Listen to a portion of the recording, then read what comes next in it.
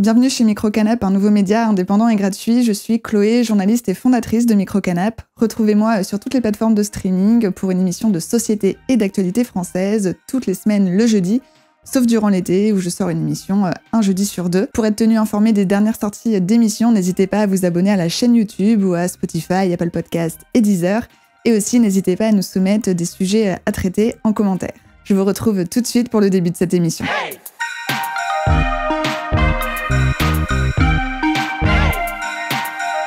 Microcanap! Aujourd'hui, le changement climatique n'est plus de l'ordre des croyances puisque ce changement climatique, il est déjà palpable. En effet, la planète est soumise à des températures qui ont déjà augmenté de 1,1 degré par rapport à 1850-1900, la période de référence. Les conséquences, nous les vivons déjà en France et dans toutes les parties du globe terrestre avec des événements climatiques intenses, de plus en plus fréquents comme des inondations, des canicules, des incendies, des fortes pluies, des violents orages par exemple. Et la hausse des températures, elle pourrait dépasser les 1,5 degrés d'ici 10 ans si les émissions annuelles de CO2 restent au niveau actuel. Mais alors, qu'est-ce que veut dire ce plus 1 degré ? Est-ce que ça veut dire qu'il ne fera plus 35 mais 36 degrés ? Je peux déjà répondre à cette question et vous dire non. En France, plus 1 degré, c'est en réalité plus qu'1 degré en plus affiché sur notre thermomètre. Je vous explique tout de suite, mais avant, si vous vous posez des questions sur ce qu'est le changement climatique, j'ai fait une vidéo à ce sujet. Cette vidéo vous permettra notamment de comprendre un peu plus l'émission d'aujourd'hui. Je vous mets le lien en description.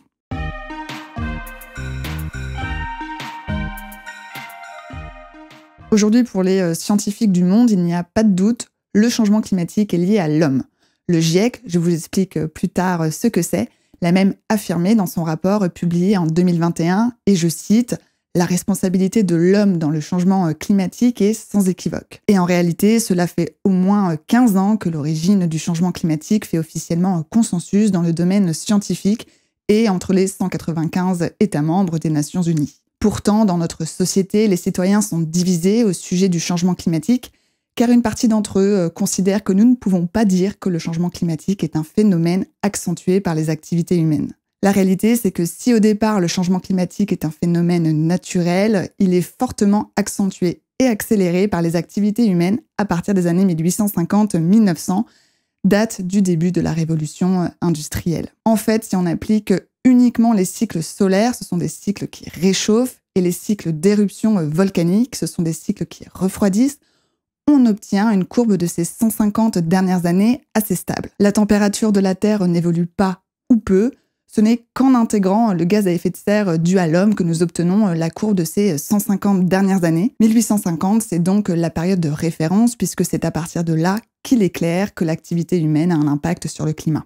Mais alors, qui a introduit le terme changement climatique et ce fameux plus 1 degré ? C'est dans les années 1970 que le glaciologue français Claude Lorius procède aux premiers échantillonnages en Antarctique.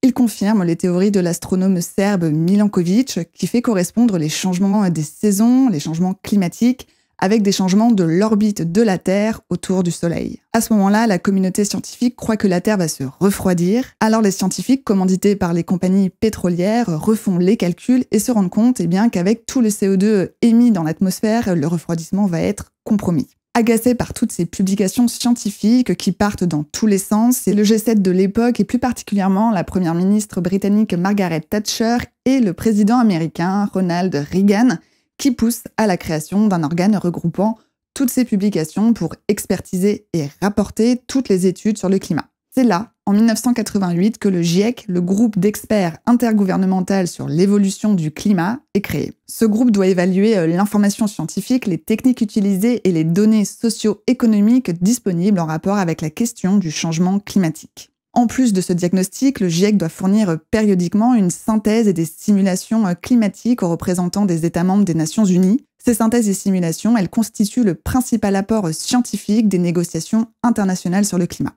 Et c'est avec ces simulations qu'est introduite cette notion de plus 1 degré, plus 2 degrés ou encore plus 4 degrés. Pour vulgariser un peu plus, le GIEC n'émet aucune recommandation et ne mène aucune recherche. Sa mission est d'évaluer à un temps donné l'état des connaissances scientifiques sur le changement climatique, ses causes, ses impacts potentiels. En plus de cela, le GIEC doit présenter des réponses en matière d'atténuation et d'adaptation, Par exemple, les scientifiques ont alerté les représentants des États membres sur le trou dans la couche d'ozone causé par des substances chimiques. Et grâce à cette alerte, les substances ont été interdites et aujourd'hui, le trou dans la couche d'ozone est revenu à peu près à la normale. Au total, pour le premier tome du 6e rapport d'évaluation publié en 2022, 234 auteurs et autrices de plus de 65 pays ont examiné plus de 14 000 études. Si vous voulez en connaître davantage sur le fonctionnement du GIEC, comme le budget, les procédures, etc., je vous mets un lien en description de cette émission. Mais quelles sont les preuves que ce rapport sélectionne et annonce des choses véridiques? Avant toute chose, il est important d'être attentif et attentive à ce dont nous parlons. Il existe des mesures pour les températures, pour la fonte des glaces, la montée des eaux, et tout ça, c'est dissociable. Parlons des températures, ce sont les prévisions les plus fiables. Et vous allez me dire, comment est-ce possible d'affirmer ça? En fait, les modèles de prévision annoncés par le passé ont été confirmés par ce qui s'est produit. C'est-à-dire que nous avons eu les preuves matérielles des prévisions des années 70 dans les années 80, et ainsi de suite. Il existe un site appelé Carbon Brief, dont je vous mets le lien en description. Il compare les différents modèles publiés et les observations. La ligne noire représente les températures observées, tandis que les lignes de couleur représentent les futurs envisagés par les différentes simulations du GIEC, à partir de l'année 2005. Les prévisions annoncées se sont bien réalisées, preuve que les modèles climatiques publiés depuis 1973 ont permis de bien se projeter dans un avenir impacté par le changement climatique. Ces modèles climatiques ont également permis et permettent encore des réponses et des actions de la part des 195 États membres des Nations Unies. Comme je le disais plus tôt dans cette vidéo, chaque rapport énonce des impacts potentiels et des réponses sont proposées en matière d'atténuation.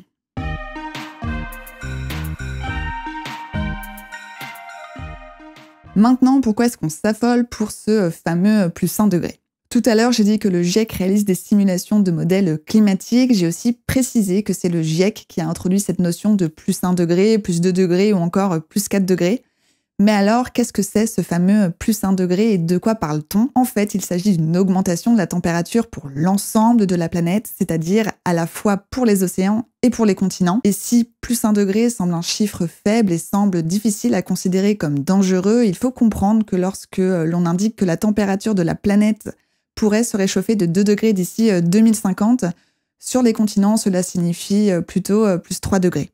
Pour vous aider à comprendre, essayons une analogie avec les températures du corps humain. Sa température normale est de 37 degrés. Si on augmente de plus 1 degré, c'est-à-dire 38, nous ne nous sentons pas bien. Si on augmente de plus 2 degrés, c'est-à-dire 39, nous allons consulter le médecin. Et bien à plus 5 degrés, c'est-à-dire à 42 degrés, le corps humain risque la mort. Et c'est la même chose pour la planète. Plus 5 degrés signifie la mort de certaines formes de vie sur le globe. À titre d'exemple, et puisque nous parlons du corps humain qui subit rapidement les températures élevées, le village de Lytton au Canada est aujourd'hui tristement connu pour les morts subites causées par la canicule de début juillet 2021. Les températures avaient alors atteint 49,6 degrés. Alors concrètement, à quoi va ressembler la météo en France? L'impact du changement climatique en France est selon Francis Morisset, prévisionniste climatologue chez Météo France et conférencier sur la crise climatique en France.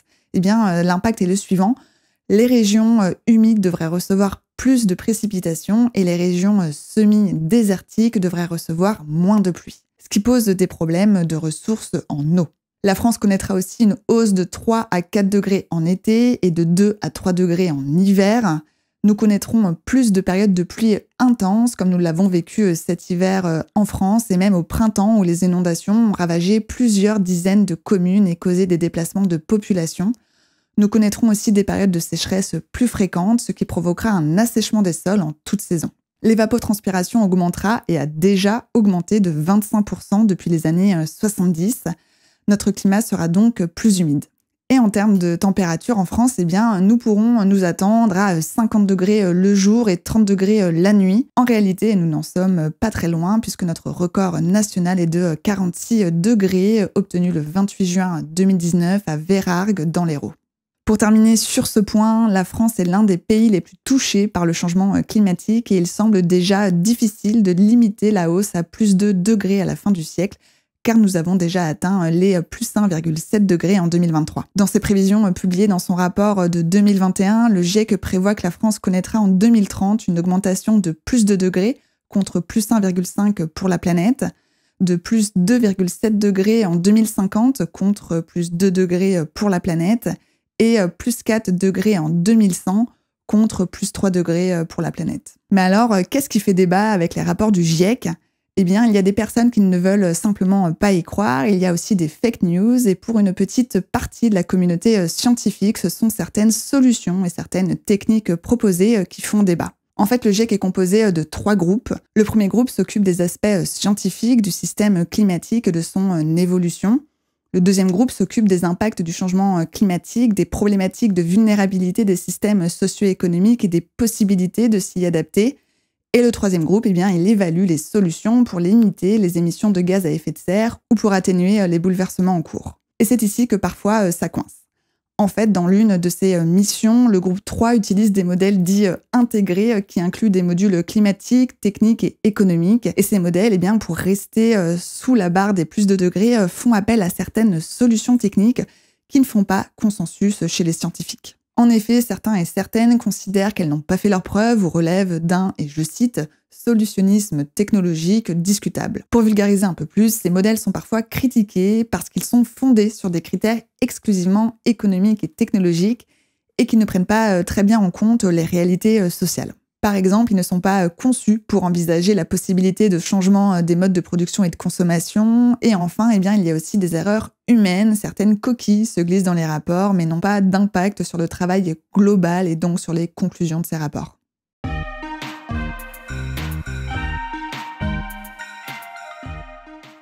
Le changement climatique est désormais incontestable puisque les conséquences se manifestent déjà sur tout le globe selon une majorité des scientifiques de la communauté internationale et des États membres des Nations Unies. Si les émissions de CO2 se maintiennent à leur niveau actuel, la hausse des températures mondiales pourrait dépasser les plus 1,5 degrés d'ici 10 ans. Aussi, les augmentations de température de plus 1 degré ou plus 2 degrés ne se traduisent pas simplement par une hausse sur les thermomètres. En réalité, une augmentation globale de 1 degré peut signifier des hausses beaucoup plus importantes sur les continents. En conclusion, les projections et les recommandations du GIEC, bien que sujettes à débat, fournissent une base solide pour orienter les politiques et les actions mondiales afin de limiter les impacts du réchauffement climatique. Enfin, agir contre le changement climatique et réduire les émissions de CO2 suppose des changements considérables sur toute la planète, dans tous les secteurs et à tous les niveaux. Les défis à relever dépassent la simple diffusion des connaissances scientifiques. Réduire les émissions et s'adapter au changement climatique nécessite une expertise pointue et l'apport de la science, mais les décisions doivent aussi intégrer des considérations économiques, politiques et sociales. Par exemple, planter des arbres pour absorber le CO2 ou gérer les problèmes liés aux mégabassines demande des connaissances sur les écosystèmes et le cycle de l'eau, ainsi que des décisions politiques et économiques locales. Enfin, le changement climatique engendre des problèmes concrets et urgents tels que l'augmentation du nombre de réfugiés climatiques, la montée des océans et les causes croissantes de migration. Ces défis nécessitent des solutions globales et locales pour atténuer leur impact sur les populations et les écosystèmes.